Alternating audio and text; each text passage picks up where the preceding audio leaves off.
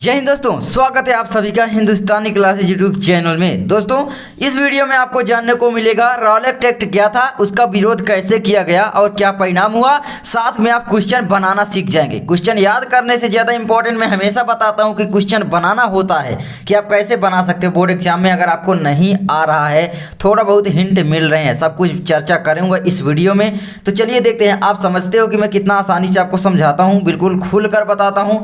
किसी को बुरा लगे या कुछ लगे, मुझसे मतलब नहीं है, बस आपको समझ में आना चाहिए। वीडियो कितनी भी लंबी हो जाए कोई मतलब नहीं है। चलिए देखते हैं इस वीडियो को। देखिए, रॉलेट एक्ट था क्या। पहले रॉलेट एक्ट ऐसा कानून था जो भारतीयों को शक के आधार पर गिरफ्तार कर सकता था। देखिए, किसी भी देश को चलाने के लिए एक कानून होता है, उस कानून के दायरे में आकर ही सरकार को काम करना पड़ता है। जैसे कि हमारे नरेंद्र मोदी जी का मैं उदाहरण लूँ अगर, तो वो चाहें तो आपको या मुझे गिरफ्तार नहीं कर सकते। जब तक कोई भी गिरफ्तार नहीं कर सकता यार, कोई भी, चाहे वो पुलिस हो, कोई भी। अगर तुम कानून जान जाओगे तो फिर दोबारा मतलब समझ लो कि बस फिर तो कोई ऐसे गिरफ्तार ही नहीं कर सकता। जब तक तुम गलत साबित नहीं हो जाते हो, किसी के औकात नहीं है कि तुमको गिरफ्तार कर ले। ठीक है, इसलिए भारतीय संविधान को भी पढ़ना चाहिए आपको। अब देखो, मैं आपको बात करूं कि ये कानून क्यों लाया गया। क्योंकि आंदोलन हो रहे थे। आप जानते हैं, जो हमारी ईस्ट इंडिया कंपनी थी, हमारी नहीं थी, ईस्ट इंडिया कंपनी अंग्रेजों की थी, और उसने धीरे धीरे मतलब अंग्रेजी साम्राज्य स्थापित कर लिया। अब अंग्रेज जब यहाँ पर शासन करने लगे, अंग्रेज से लोग आए और यहाँ पर शासन करने लगे भारतीयों पर, और फिर उन्होंने बाद में भारतीयों पर अत्याचार करना प्रारंभ कर दिया। भारतीयों को मतलब लतियाने लगे एक प्रकार से। ठीक है, देखिए बुरा मत मानना, समझाने के लिए है, तो लतियाने लगे। अब क्या हुआ भाई, जब लतियाने लगे तो उसमें जब हुआ तो सभी लोग मतलब, अब कुछ लोग ऐसे थे जो इनको भगाना चाहते थे। वो सोचे कि भाई ये विदेशी आकर हमारे देश में राज्य कैसे कर सकते हैं। तो वो क्या किए कि इन्हें भगाने के लिए क्या करना पड़ेगा, प्रदर्शन करना पड़ेगा, आंदोलन करना पड़ेगा। आप जानते हो कि नहीं, अभी जो हमारा किसान आंदोलन बोला गया, किसान आंदोलन क्यों? क्योंकि एक ऐसा कानून पारित किया गया था जो किसानों को समझ में नहीं आया था और किसान उसके विरोध में थे। सिंपल है, तो वो कानून मतलब देखिए वापस लाने के लिए, इसी तरीके से इसके विरोध में भी कुछ आंदोलन हुआ फिर बाद में वो।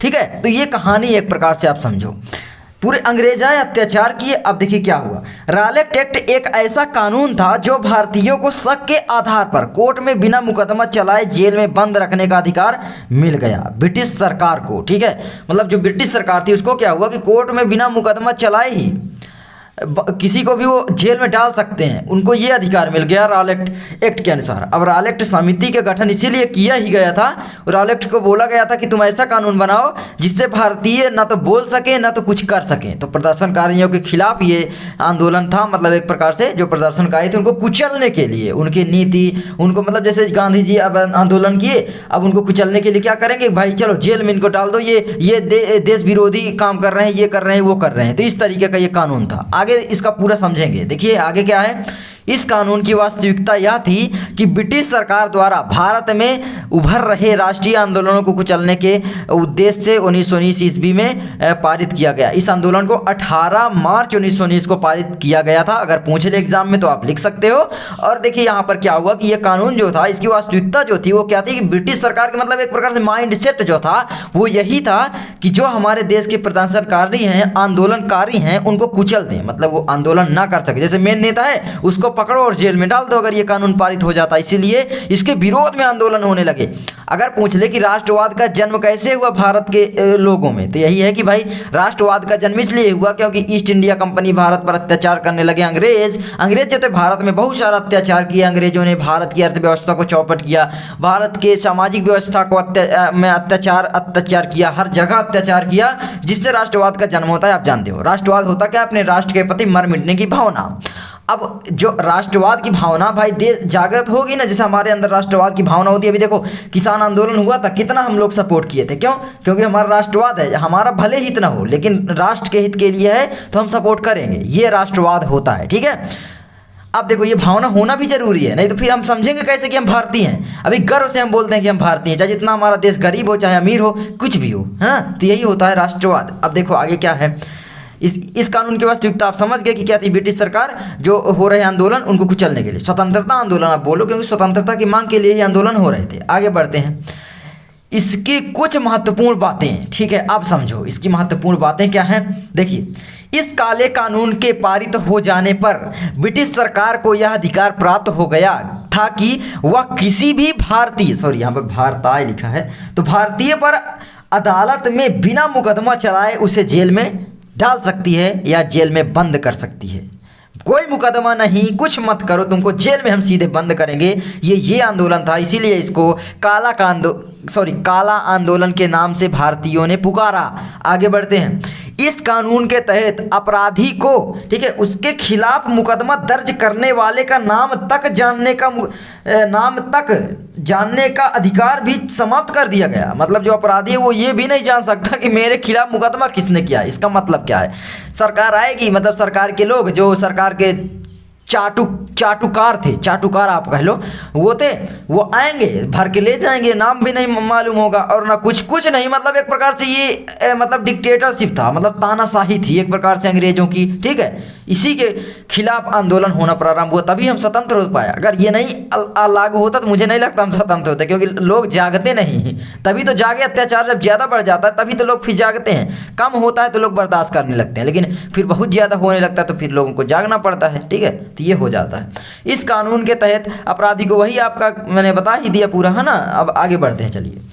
देशद्रोह के मुकदमे की सुनवाई के लिए, ये देखिए पहला पॉइंट था, ठीक है। अब देखिए, सॉरी, राजद्रोह के या देशद्रोह, राजद्रोह एक भी था। राजद्रोह के मुकदमे की सुनवाई के लिए एक अलग न्यायालय बनाया जाना था। ये कानून क्या कह रहा था कि हम राष्ट्रद्रोह के मुकदमे की सुनवाई के लिए अलग कानून बनाएंगे। किसी के ऊपर भी राष्ट्रद्रोह लगाया जा सकता है। राष्ट्रद्रोह अगर लगता है तो आप जानते हो क्या होता है, या तो उसे सजा मिलेगी या तो उसे देश निकाला दे दिया जाता है। आप देखे होंगे पुराने जो धारावाहिक आते हैं, आप महाराणा प्रताप को ले लो, उसमें मान सिंह को देश निकाला दे दिया था उदय सिंह ने, ठीक है। तो ये है आपका। आगे बढ़ते हैं, सॉरी, मान सिंह को बोले, शक्ति सिंह को, ठीक है, शक्ति सिंह को।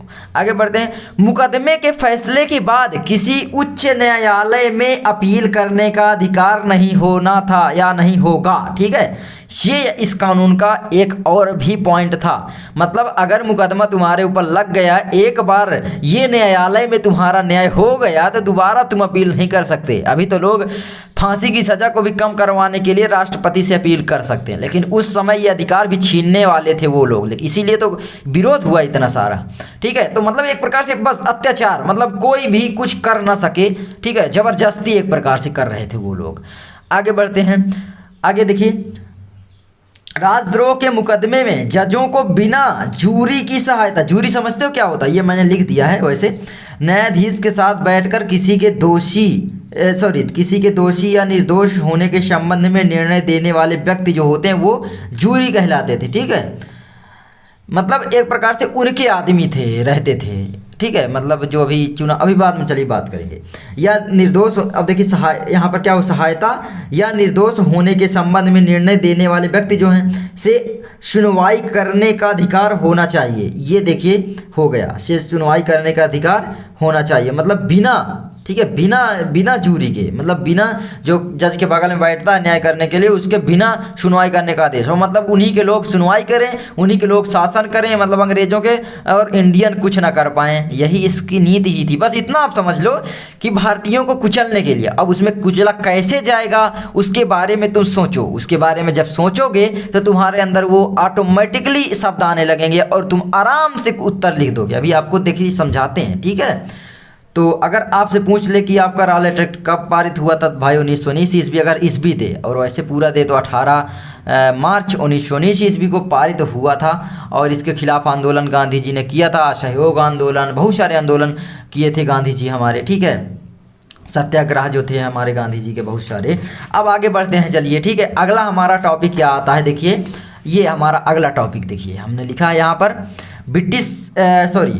ब्रिटिश सरकार को यह अधिकार होना चाहिए कि वह बलपूर्वक, मतलब 5वां पॉइंट है, ब्रिटिश सरकार को यह अधिकार होना चाहिए कि वह बलपूर्वक प्रेस की स्वतंत्रता का अधिकार छीन ले और अपनी इच्छा अनुसार किसी व्यक्ति को कारावास दे दे या देश से निष्कासित कर दे। ये मेन पॉइंट है। मतलब ब्रिटिश सरकार की मानसिकता यही थी कि ये लोग हमसे कुछ पूछ ना सकें, हम जो कर रहे हैं करेंगे। किसी को मारना चाहते हैं उसको मार देंगे, किसी को जेल में डालना चाहते हैं डाल देंगे, किसी के ऊपर राजद्रोह का मुकदमा लगाना चाहते हैं लगा देंगे, किसी को देश से निकाला देना चाहते हैं निकाल देंगे। जैसे गांधी जी, अगर ये कानून पारित होता तो गांधी जी ऐसे कर ही नहीं सकते थे, इनके ऊपर तुरंत राजद्रोह का मुकदमा लगा के इनको देश निकाला दे देते या तो जेल में डाल देते। लेकिन ये कानून फिर पारित तो हो गया, लेकिन इसका कोई माना नहीं, मतलब असहयोग आंदोलन गांधी जी ने प्रारंभ किया। अब आगे देखते हैं, आगे देखिए रॉलेट एक्ट का विरोध कैसे हुआ रॉलेट एक्ट का विरोध, ये आपका ठीक है। आगे देखिए यहाँ पर अंग्रेज सरकार ने 1918 ईस्वी में रॉलेट एक्ट की अध्यक्षता में एक समिति का गठन किया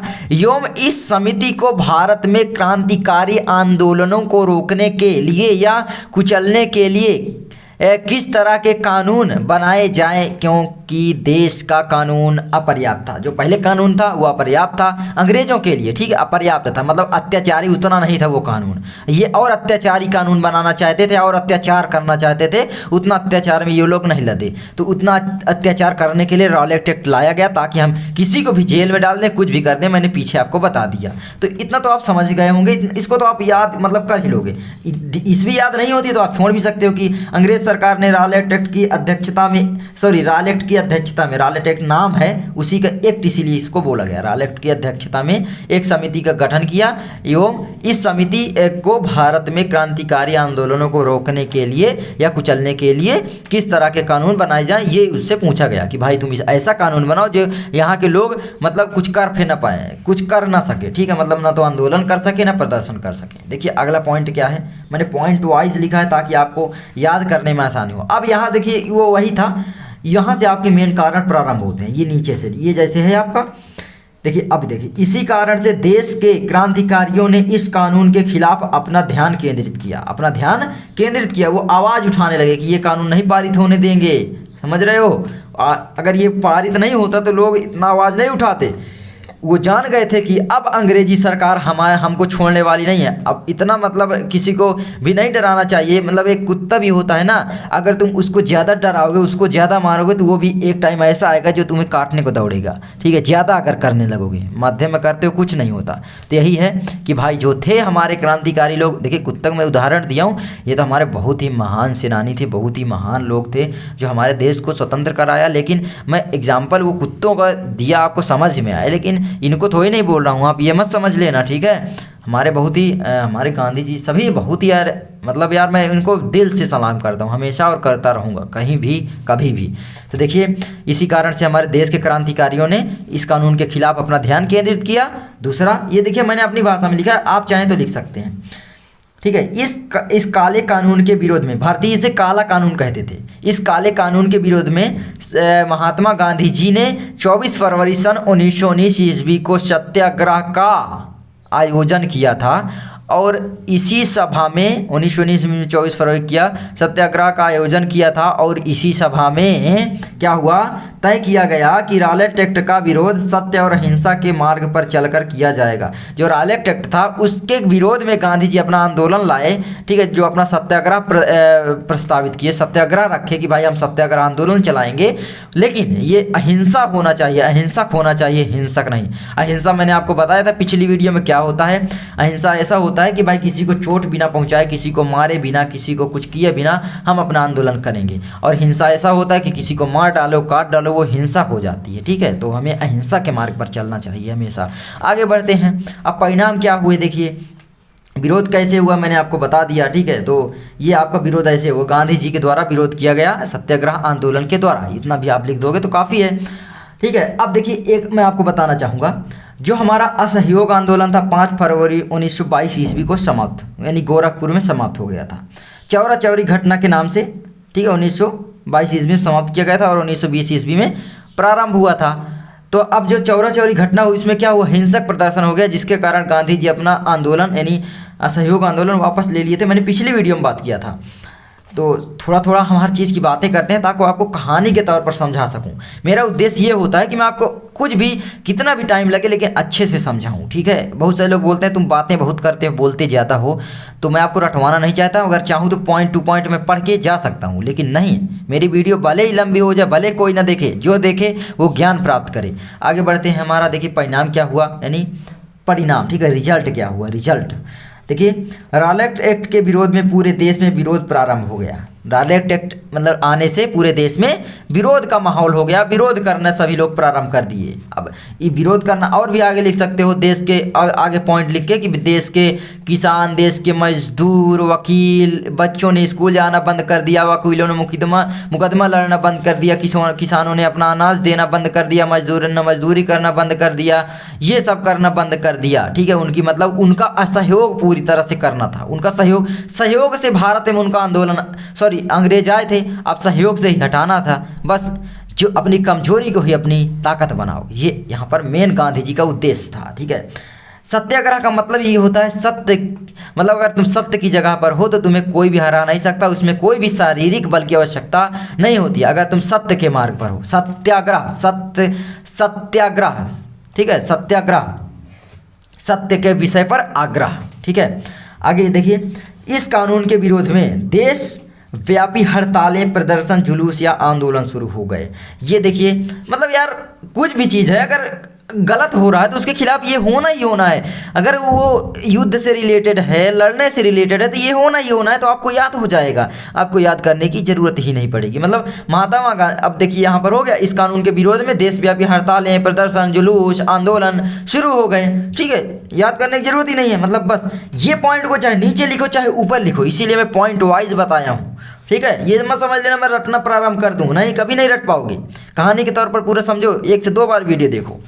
आगे बढ़ते हैं। महात्मा गांधी ने इस आंदोलन में सक्रिय रूप से भाग लिया। महात्मा गांधी ने इस आंदोलन में सक्रिय रूप से भाग लिया। ठीक है, इसके विरोध में, रॉलेट एक्ट के विरोध में, ऐसे भी लिख सकते हो, रॉलेट एक्ट के विरोध में महात्मा गांधी ने अपनी आवाज़ बुलंद की और होने वाले आंदोलनों में सक्रिय रूप से भाग लिया। किसी भी तरीके से लिख सकते हो। आगे देखो, चंपारण, खेड़ा और अहमदाबाद में अपनाए गए सत्याग्रह रूपी हथियार, सत्याग्रह आंदोलन हथियार था, सत्याग्रह रूपी हथियार एक बार फिर से रॉलेट एक्ट के विरोध में महात्मा गांधी जी द्वारा किया गया। ये यहाँ पर है। ठीक है, असहयोग आंदोलन जो हुआ था उसके बाद हमारे महात्मा गांधी ने फिर इसके खिलाफ आंदोलन, बहुत आंदोलन किए, 3-4 बहुत आंदोलन महात्मा गांधी यार बहुत अच्छा काम किए। ठीक है, आगे बढ़ते हैं। देश को एकता की सूत्र पर भी बांधा। आगे बढ़ते हैं, तो ये हमारा हो जाता है अगला क्या है, रॉलेट एक्ट के विरोध में गांधी जी ने अपना प्रथम आंदोलन प्रारंभ किया। ये देखिए, प्रथम मैंने लिख दिया। ठीक है, प्रथम आंदोलन प्रारंभ किया, पॉइंट वाइज लिख दो, सरल है, आसानी होगी। ठीक है,